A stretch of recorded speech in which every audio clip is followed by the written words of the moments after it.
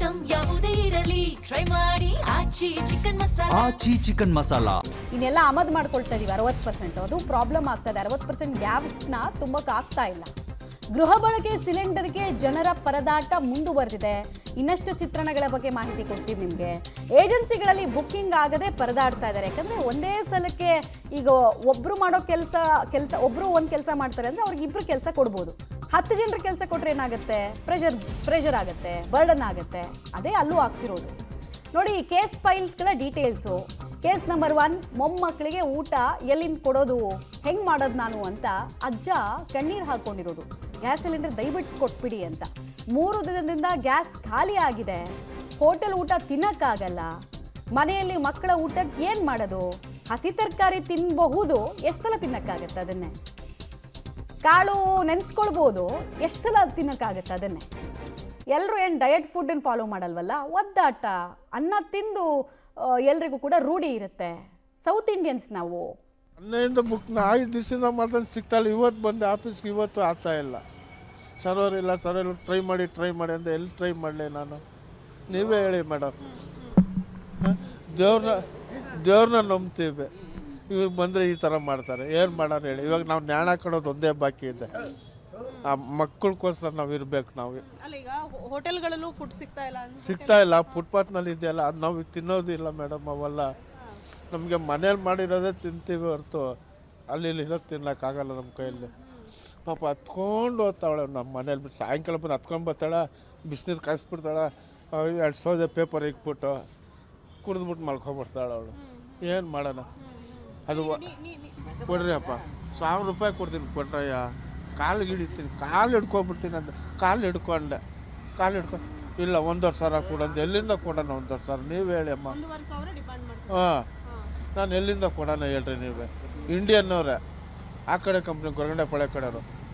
1000 ರೂಪಾಯಿ ಕೊಡ್ತೀನಿ ಅಂದೆ. ಅದ್ರಲ್ಲಿ ತಪ್ಪೇನಿದೆ ನಂದು? 1,500 ಕೊಡಿ, ಇವಾಗಲೇ ತಂದು ಕೊಡ್ತೀನಿ ಅಂತ. ಅವಾಗ ನಾನೇನು ಬಾಯಿಗೆ ಬೀಗ ಹಾಕೊಂಡು ಹಂಗೆ ಬಿದ್ದೋಗ್ಬಿಟ್ಟೆ. ಮೊನ್ನೆ 1,500 ಕೇಳಿದಂತಹ ನೀಚ ಯಾರು ಅನ್ನೋದನ್ನ ನೋಡಿ ಆತ ನಡೆಸ್ತಾ ಇರೋ ಏಜೆನ್ಸಿ ಮೇಲೆ ರೇಡ್ ಮಾಡಬೇಕು. ರೇಡ್ ಮಾಡೋದಕ್ಕೆ ಅವಕಾಶ ಇರುತ್ತೆ. ಈ ಪೆಟ್ರೋಲಿಯಂ ಪ್ರಾಡಕ್ಟ್ಗಳನ್ನ ಮಾರೋ ಕಂಪನಿಗಳಿಗೆ ಅವ್ರದ್ದೇ ಒಂದು ಎಕ್ಸಿಕ್ಯೂಟಿವ್ ಡೈರೆಕ್ಟರ್ ಇರ್ತಾರೆ. ಯಾಕೆ ಮಾಡಲ್ಲ? ಅಲ್ಲೂ ಅಡ್ಜಸ್ಟ್ಮೆಂಟ್ ಆಗಿದೆ ಅನ್ನೋ ಪ್ರಶ್ನೆ. 2ನೇ ಕೇಸ್ ಫೈಲ್ ಬಗ್ಗೆ ಡೀಟೇಲ್ಸ್ ಕೊಡ್ತಾ ಇದ್ದೀವಿ. ಕೇಸ್ ನಂಬರ್ 2, ಹೋಟೆಲ್ನಲ್ಲಿ ಊಟ ತಿನ್ನೋಕ್ಕಾಗಲ್ಲ ಅಂತ ಒದ್ದಾಡುವಂತಹ ಜನರ ಪರಿಸ್ಥಿತಿ. ಬುಕ್ಕಿಂಗ್ ಆಗ್ತಾ ಇಲ್ಲ. ಬುಕ್ಕಿಂಗ್ ಮಾಡೋದಕ್ಕೆ ಬೇರೆ ದಾರಿನೂ ಗೊತ್ತಾಗ್ತಾ ಇಲ್ಲ ಅಂತ ತಮ್ಮ ಅಸಹಾಯಕತೆಯನ್ನು ವ್ಯಕ್ತಪಡಿಸ್ತಾ ಇದ್ದಾರೆ. ಲೋವರ್ ಮಿಡ್ಲ್ ಕ್ಲಾಸ್ ಜನರ ಪರಿಸ್ಥಿತಿ ಎಲ್ಲೋ ನಡೀತಾ ಇರೋ ಯುದ್ಧಕ್ಕೆ ಹೇಗಿದೆ ಅನ್ನೋದಕ್ಕೆ ಇದು ಚಿತ್ರಣ.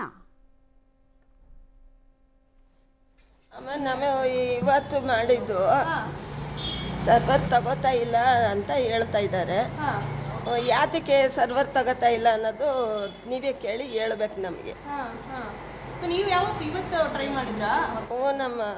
ನಮ್ಗೆ ಇವಾಗ ಬೆಳಗ್ಗೆ ಖಾಲಿ ಆಯಿತು. ಆಮೇಲೆ ಇವತ್ತು ಮಾಡಿದ್ದು ಸರ್ವರ್ ತಗೋತಾ ಇಲ್ಲ ಅಂತ ಹೇಳ್ತಾ ಇದ್ದಾರೆ. ಯಾತಕ್ಕೆ ಸರ್ವರ್ ತಗೋತಾ ಇಲ್ಲ ಅನ್ನೋದು ನೀವೇ ಕೇಳಿ ಹೇಳ್ಬೇಕು ನಮಗೆ. ನೀವು ಯಾವತ್ತು ಇವತ್ತು ಟ್ರೈ ಮಾಡಿದ್ರಾ? ನಮ್ಗೆ ಇವಾಗ ಬೆಳಗ್ಗೆ ಖಾಲಿ ಆಯಿತು. ಎಲ್ಲವೂ ಸರಿ ಇದೆ ಅಂತ ಕೇಂದ್ರ ಸರ್ಕಾರ ಹೇಳುತ್ತೆ. ಬಟ್ ಇಲ್ಲಿ ಏನಾಗಿದೆ? ಕೇಸ್ ನಂಬರ್ 3 ಇಲ್ಲಿ ಏನು ಹೇಳ್ತಾ ಇದ್ದಾರೆ ಜನ, ಆ ಡೀಟೇಲ್ಸನ್ನು ಕೂಡ ಕೊಡ್ತಾ ಇದ್ದೀವಿ. ಕೇಸ್ ನಂಬರ್ 3, ಉಪವಾಸದಿಂದ ಸಾಯ್ಬೇಕಾ ಅನ್ನೋ ಪ್ರಶ್ನೆಯನ್ನು ಸರ್ಕಾರ ಕೇಳ್ತಾ ಇದ್ದಾರೆ ಇವರು. ವಾರದಿಂದ ಗ್ಯಾಸ್ ಸಿಲಿಂಡರ್ ಬುಕ್ ಆಗದೆ ನಮಗೆ ವಿಪರೀತ ಸಮಸ್ಯೆ ಆಗ್ಬಿಟ್ಟಿದೆ. ಗ್ಯಾಸ್ ಬುಕ್ಕಿಂಗ್ಗೆ ಸರ್ವರ್ ಡೌನ್ ಸಮಸ್ಯೆ ಅಡ್ಡಿ ಬರ್ತಾ ಇದೆ. ಮನೆಯಲ್ಲಿ ಸಿಲಿಂಡರ್ ಇಲ್ಲ ಅಂದಮೇಲೆ ನಾವು ಸಾಯ್ಬೇಕಾ ಬದುಕಬೇಕಾ? ನೀವೇ ಪ್ರಶ್ನೆಗೆ ಉತ್ತರ ಕೊಡಿ ಅಂತ ಗ್ರಾಹಕರು ಆಕ್ರೋಶವನ್ನು ವ್ಯಕ್ತಪಡಿಸ್ತಾ ಇದ್ದಾರೆ. ದೈನಂದಿನ ಚಟುವಟಿಕೆಗಳು ಕಂಪ್ಲೀಟ್ ಆಗಿ ಹ್ಯಾಂಪರ್ ಆಗೋದಕ್ಕೆ ಸ್ಟಾರ್ಟ್ ಆಗಿದೆ. ಕೊಡ್ಲಿ ಏಟು ಬೀಳೋದಕ್ಕೆ ಸ್ಟಾರ್ಟ್ ಆಗಿದೆ. ಆಗಲಿಲ್ಲ, ನಾನೇ ಇಲ್ಲಿಗೆ ಬಂದರೆ ಇದು ಬುಕ್ ಆಗ್ತಾಯಿಲ್ಲ, ಮಾಡ್ತಾಯಿರಿ ಅಂತ ಹೇಳ್ತಾನೆ ಅವರೇ. ಸಾಕಾಗಿದೆ. ನಮಗೂ ವಯಸ್ಸುಗಳಾಯಿತು, ಓಡಾಡೋಕ್ಕಾಗಲ್ಲ, ಭಾಳ ಕಷ್ಟ. ಅದಿಲ್ಲ ಇಲ್ಲ. ಈಗ ಹೋಟ್ಲುಗಳಲ್ಲಿ ಏನೂ ತಿಂಡಿ ಸಿಕ್ಕಲ್ಲ, ಹೋಟ್ಲೆಲ್ಲ ಮುಚ್ತಾ ಇದ್ದಾರೆ. ಎಲ್ಲಿ ನಾವು ಹೋಗೋದು? ನಾವು ಆರೋಗ್ಯ ಕಾಪಾಡ್ಕೊಳ್ಳೋದು ಹೆಂಗೆ? ನಾವು ನಮ್ಮ ಜೀವನ ಈ ಥರ ಇದೆ, ಸ್ಥಿತಿ ಬಂದಿದೆ. ನಮಗೆ ಭಾಳ ಬೇಜಾರಾಗಿದೆ. ಮಗ ಆಗಲಿಲ್ಲ, ನಾನೇ ಇಲ್ಲಿಗೆ ಬಂದರೆ ಇದು ಬುಕ್ ಆಗ್ತಾಯಿಲ್ಲ, ಮಾಡ್ತಾಯಿರಿ ಅಂತ ಹೇಳ್ತಾನೆ ಅವರೇ. ಸಾಕಾಗಿದೆ. ನಮಗೂ ವಯಸ್ಸುಗಳಾಯಿತು, ಓಡಾಡೋಕ್ಕಾಗಲ್ಲ, ಭಾಳ ಕಷ್ಟ. ಅದಿಲ್ಲ ಇಲ್ಲ. ಈಗ ಹೋಟ್ಲುಗಳಲ್ಲಿ ಏನೂ ತಿಂಡಿ ಸಿಕ್ಕಲ್ಲ, ಹೋಟ್ಲೆಲ್ಲ ಮುಚ್ತಾ ಇದ್ದಾರೆ. ಎಲ್ಲಿ ನಾವು ಹೋಗೋದು, ನಾವು ಆರೋಗ್ಯ ಕಾಪಾಡ್ಕೊಳ್ಳೋದು ಹೆರಿಗೆ ನಾವು? ನಮ್ಮ ಜೀವನ ಈ ಥರ ಇದೆ, ಸ್ಥಿತಿ ಬಂದಿದೆ, ನಮಗೆ ಭಾಳ ಬೇಜಾರಾಗಿದೆ.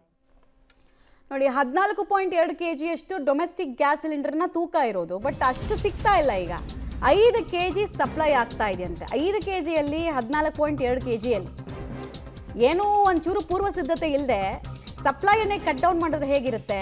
ಒದ್ದಾಟ ಕಾಣಿಸುತ್ತೆ ನಮಗೆ. ಎಮರ್ಜೆನ್ಸಿಗೆ ಬುಕ್ ಆಗದೆ 5 kg ಸಿಲಿಂಡರ್ನ ಸಪ್ಲೈ ಮಾಡಿಸ್ಕೊಳ್ಬೇಕಾದ ದುಸ್ಥಿತಿಗೆ ಜನ ಬರ್ತಾ ಇದ್ದಾರೆ. ಯುದ್ಧದ ಬಿಸಿ ಭಾರತಕ್ಕೆ ತಟ್ಟಿಲ್ಲ ಅಂದವರ ಚಿತ್ರಣ ಹೇಗೆ ಬದಲಾಗಿದೆ ಅನ್ನೋದಕ್ಕೆ ಇದೆಲ್ಲ ಉದಾಹರಣೆ. 5 kg ಗ್ಯಾಸ್ ಸಿಲಿಂಡರ್ಗಳನ್ನು ಸಪ್ಲೈ ಮಾಡ್ತಾ ಇದ್ದಾರಂತೆ ಕೆಲವು ಕಡೆ. ಬಟ್ ಇದು ಏನೇನಕ್ಕೂ ಸಾಲಲ್ಲ ನಮಗೆ ಅಂತ ಜನ ಹೇಳ್ತಾ ಇದ್ದಾರೆ. ಬಟ್ ವಿಧಿ ಇಲ್ಲ, ಅದನ್ನೂ ತೆಗೆದುಕೊಂಡು ಹೋಗ್ತಾ ಇದ್ದಾರೆ. ಕೃತಕ ಗ್ಯಾಸ್ ಸಿಲಿಂಡರ್ನ ಅಭಾವವನ್ನು ಸೃಷ್ಟಿ ಮಾಡುವಲ್ಲಿ ಏಜೆನ್ಸಿಗಳ ಪಾತ್ರ ಎಂಥದ್ದು, ಎಷ್ಟು ದೊಡ್ಡದು ಅನ್ನೋದನ್ನು ಕೂಡ ಕೂಡಲೇ ಸರ್ಕಾರ ನೋಡಬೇಕಾಗತ್ತೆ. ಕೇಂದ್ರ ಮತ್ತು ರಾಜ್ಯ ಎರಡೂ ಕೂಡ ಅಲ್ಲಲ್ಲಿ ರೇಡ್ ಮಾಡಿಬಿಟ್ಟು ಯಾರ್ಯಾರು ದಾಸ್ತಾನಿಟ್ಟಿದ್ದಾರೆ, ಕಾಳಸಂತೆಯಲ್ಲಿ ಯಾರು 1 to ಡಬಲ್ ಇಸ್ಕೊಳ್ತಾ ಇದ್ದಾರೆ ಅಂತ ನೋಡ್ಬಿಟ್ಟು ಅವ್ರ ಲೈಸೆನ್ಸನ್ನು ಕ್ಯಾನ್ಸಲ್ ಮಾಡಿ ಅಲ್ಲಿರೋ ಮಾಲ್ಗಳನ್ನು ಅಟ್ಲೀಸ್ಟ್ ವಶಕ್ಕೆ ಪಡಿಸ್ಕೊಂಡ್ರೆ ಉಳಿದವರಿಗೆ ಸಮಸ್ಯೆ ಆಗಲ್ಲ. ಇನ್ನೊಂದು ಕಡೆಗೆ ಗ್ಯಾಸ್ ಬುಕ್ಕಿಂಗ್ಗಳ ಸಮಸ್ಯೆ ಅಂದರೆ ಸರ್ವರ್ ಸ್ಲೋ ಆಗಿರೋದು ಕೂಡ ಕಾಣಿಸ್ತಾ ಇದೆ. ಶ್ರೀರಾಂಪುರ ಗ್ಯಾಸ್ ಏಜೆನ್ಸಿನಲ್ಲಿ ಇಂಥದ್ದೇ ಪರಿಸ್ಥಿತಿ ಕಂಡು ಬಂದಿದೆ.